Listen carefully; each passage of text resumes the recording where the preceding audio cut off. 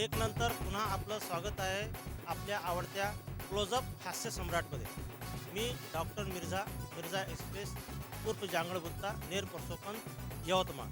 आम्ही गेल्या 6 महिन्यापासून एका कुटुंबासारखे या कार्यक्रमात आहोत.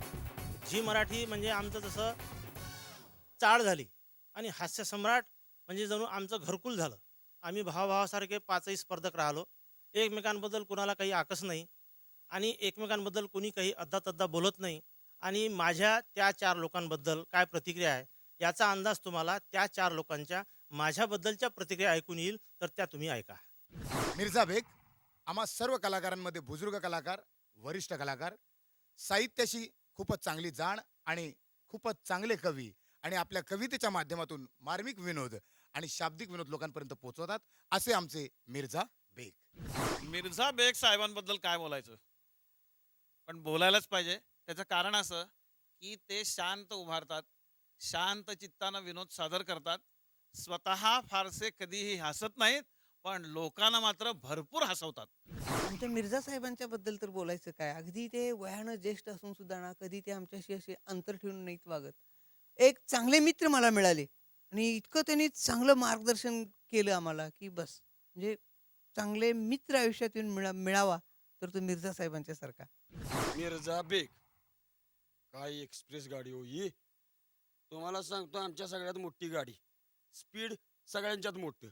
आ हा हा विदर्भाच्या भाषेतनं कविता फुलवत्यात, कवितेतनं विनोद फुलवत्यात. बर विनोद नुसता फुलत नाही, व्यवस्थित मार्मिकपणे त्यामुळे लक्ष देऊनच ऐकायला लागतोय, नाहीतर कळत नाही. माझ्या नेर परसोबत या गावी माझा एक मित्र आहे रामदास, आणि तो फारच विनोदी माणूस आहे. पहा, परिस्थिती गरिबी, परंतु दिवाळी आली की 8 दिवसा आधीपासून आणि 8 दिवसानंतरपर्यंत नुसते रात्रंदिवस फटाके फोडत असतो. मी त्याला म्हणतो का तुला खायला नाही प्यायला नाही, तू इतके फटाके कसे फोडतो?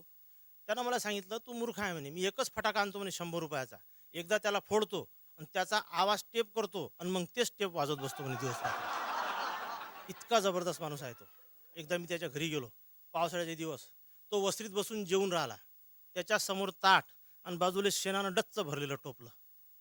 मी म्हटलं याच्या घरी का तोंडी लावाले भाजी नाही का लोणचं नाही? मी म्हटलं रामदास तू जेवून राहिला, बाजूला शेणानं भरलेलं टोपलं आहे, याचं कारण काय? तो म्हणे पाय म्हणे भाऊ, पावसाळ्याचे दिवस आहे, साऱ्या घरभर माश्या झाल्या, जेवायला बसलो का ताटातच येऊन बसते म्हणे, म्हणून असा असली माल बाजूला ठेवतो म्हणे, माश्या त्याच्यावर जाऊन बसते म्हणे, आपल्याला जेवायला सोपं जाते म्हणे भाऊ. पण त्याला एक सवय मोठी वाईट, त्याला दारू प्यायची सवय.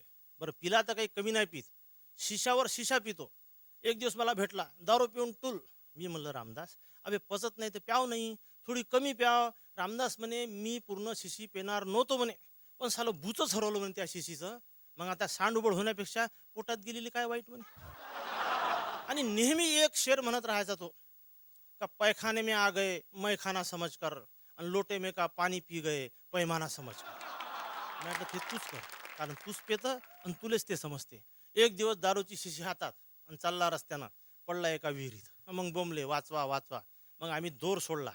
आमचा उद्देश असा होता का दोराले धरून हा वर येईन. यानं काय केलं, शिशी बांधून दिली दोरीले, इले घ्या म्हणे वर, मी तर येऊनच जाईन म्हणे भाऊ. एक दिवस खूप दारू पेला आणि असा सर्पासारखा आळवा तेळवा चाले. एका कुत्र्याला वाटलं माणसासारखा माणूस आणि हा सर्पासारखा काऊन चालते. कुत्रं लागलं त्याच्या मागं, हा समोर, कुत्रं मागं. हा पडला नालीत जाऊन, ते कुत्रं भिडलं याच्या अंगावर. याले वाटते तोडते बी नाही एखादा मासाचा तुकडा हा, म्हणून त्यानं त्याला मारासाठी गोटा भेटा म्हणून इकडे तिकडे हात केला. तर एक जमिनीत फसलेला गोटा याच्या हातात आला. आता तो जमिनीत फसला होता, तो काही बाहेर निघे नाही. तो म्हणे अजब गाव आहे म्हणे, कुत्रे मोकळे आणि गोटे बांधून म्हणे लेकायचे. अरे एक माणूस तर बिअर बार मध्ये गेला, म्हणे 2 पेग आण. वेटर म्हणे 2 कशाले म्हणे, तुम्ही तर एकटेच दिसता, एकच आणतो म्हणे, किंवा मग एका मागून एक 2 आणतो म्हणे, पहिले एक घ्या मग दुसरा घ्या. तसं नाही म्हणे, ॲट ए टाइम 2 पेग आण म्हणे, एक माया समोर ठेव म्हणे, एक बाजूला ठेव म्हणे. वेटर म्हणे असं काऊन? हा महा म्हणे आणि हा माया दोस्ताचा. मग कुठं आहे म्हणे तुमचा दोस्त? तो मेला म्हणे. मग त्याचा कायले पाहिजे म्हणे प्याला? अरे मरतानी त्यानं माझ्याकडून वचन घेतलं होतं म्हणे, का जेव्हा मी दारू पिन तर एक पेग त्याचा घेईन, तर हा महा आणि हा दोस्ताचा. मग तो 2 पेग पेला, निघून गेला. मग रोज याचा, एक पेग स्वतःचा घ्यायचा, एक पेग दोस्ताचा घ्यायचा. 6 महिने हे प्रकरण चाललं. 6 महिन्यानंतर तो आला आणि एकच पेग बोलावला त्यानं. रोज मग एकच पेग घेतो.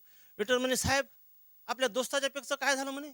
रामदास म्हणे हा दोस्ताचाच होय म्हणे, मी आता दारू सोडली म्हणे. एवढा बुद्धिमान रामदास. एक दिवस बायको मागं लागली त्याच्या, म्हणे तुम्ही दारू सोडा नाही तर मले सोडा. रामदास म्हणे सोडलं. तर म्हणे कोण आले? तर म्हणे दारूले. तर म्हणे कवापासून? म्हणे आतापासून. आणि कवापर्यंत? पाहू म्हणे ते. मग दिवसभर नाही पेला. संध्याकाळ झाली आणि गुलाबी थंडी पडायला लागली आणि मग याले दारूची आठवण आली. याले वाटलं शिशीभर नाही प्यावं, पण एक पेक घ्यायला काय हरकत आहे. गेला बिअर बारमध्ये आणि मग एक पेक घेतल्यानंतर इतका त्याला वेग आला, इतका आवेग आला का शिशी त्याच्या पोटात गेली. आणि मग काय, बिलांची नागिन निघाली आणि नागोबा डुलाले लागला. मग याले वाटलं आता घरी गेलो तर बायकोच्या लक्षात येते. यानं 5-6 सितारच्या पुड्या घेतल्या, फाडफूड केल्या, तोंडात टाकल्या आणि चावत चावत घरी सरळ बेडरूममध्ये पलंगावर झोपला आणि काहीतरी नाटक करावं म्हणून टेबलावरची डिक्शनरी ओढली आणि वाचत बसला. बायको 2 मिनिटानं बेडरूममध्ये आली आणि दरवाजात तिनं पाय दिला आणि रामदास पाहून म्हणे दारू पिऊन आले म्हणे तुम्ही. रामदास म्हणे इतक्या दुरून कसं समजलं म्हणे तुले? अरे तुम्ही हे सुटकेस उडून काय करून राहिले म्हणे. अरे एक डाव तर बिअर बारमध्ये गेला आणि जो पेला का नाही पेतच बसला. शेवटी बिअर बारवाल्याला त्याची क्यू आली. जा ना म्हणे राजा, 1 तास झाला 2 तास झाले तू पिऊनच राहिला, तुझ्या खिशातले पैसे खतम झाले. रामदास म्हणे नाही थोड्या वेळानं जातो. तो म्हणे नाही लवकर जा म्हणून. मग रामदास उठला, तोल गेला, स्टूलवर पडला. पुन्हा उठला, टेबलावर आपटला. पुन्हा उठला, भिंतीवर कोसळला. मग दरवाजावर आपटला जाऊन पुन्हा वापस आला आणि स्टूलवर बसला. तो बारचा मालक म्हणे काहून म्हणे साहेब जात नाही का म्हणे घरी? अरे काय म्हणे गर्दी आहे म्हणे बाहेर, सारी धक्काबुक्की होऊन राहिली म्हणे, जरा गर्दी कमी होऊ देतो आणि मग जातो म्हणे भाऊ. तर रामदास असा दारू पेते. एक डाव तर दारू पेला आणि मग जायच नाही त्या बिअर बारमधून. मग त्या मालकानं सांगितलं जा ना म्हणे साहेब. हा म्हणे बरं. मग हा उभा झाला तर मग लागला असा असा असा डुलाले. बिअर बारवाला म्हणे अरे जा ना म्हणे साहेब. जायची काही गरज नाही म्हणे साहेब, सारं गाव मायाभोवती फिरून राहिलं म्हणे, आता माझी कॉलनी माझ्याजवळ येणारच आहे म्हणे, मा घर आलं तर घुसतो म्हणे त्याच्यात. धन्यवाद. आणि आता घेऊया एक छोटीशी हास्य विश्रांती. क्लोजअप हास्य सम्राट